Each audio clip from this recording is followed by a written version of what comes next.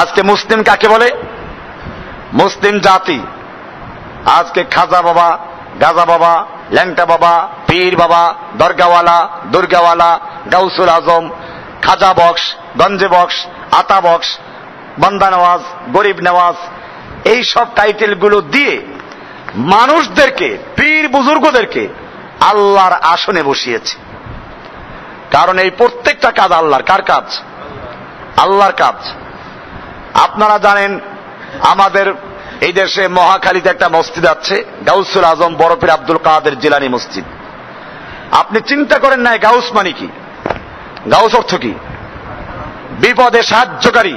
গাসা ইউগিসে গাসাতান, বিপদে উদ্ধারকারী, বিপদে সাহায্যকারী। আল আজম মানে সবচেয়ে বড়। তাহলে অর্থ দাঁড়ায় এই, সবচেয়ে বড় বিপদে সাহায্যকারী। সে কে? না কোনো মানুষ। তাহলে মানুষকে যদি কেউ গাউসুল আজম বিশ্বাস করে, সে ব্যক্তি সঙ্গে সঙ্গে মুশরিক হয়ে যায়।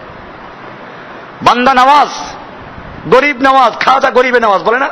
গরিব নওয়াজ অর্থ কি? ফার্সি শব্দগুলো আপনার অর্থ জানেন না। গরিবে নওয়াজ মানে যে গরিবকে, অসহায়কে যিনি দান করেন, দান করার মালিক কে? না কোনো মানুষ। এইভাবে আজকে বহু ইলা এবং বহু রবের ইবাদত চলছে। এজন্য মুসলিম জাতি আজ চতুর্দিকে বদদলিত, লাঞ্ছিত, বঞ্চিত, অবহেলিত। মুসলিম জাতিকে আজকে কেউ ভয় করে না।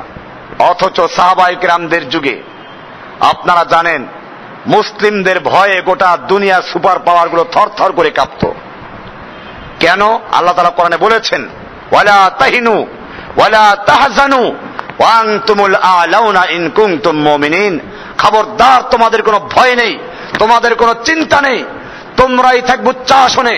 তোমাদের শত্রুর কত শক্তি, কত অস্ত্র আছে, এগুলো তোমাদের চিন্তা করার দরকার নেই। ওয়ালা তাহিনু ওয়ালা তাহজানু, তোমাদের ভয় নেই, চিন্তা নেই। ওয়া আনতুমুল আ'লাউনা, তোমরাই থাকবে উচ্চ আসনে, তোমরাই থাকবে বিজয়ী। ইন কুনতুম মুমিনিন, শর্ত হচ্ছে তোমরা যদি মুমিন হতে পারো। সেই মুমিন কারা? আজকে আমরা নিজেদেরকে দাবি করে মুমিন।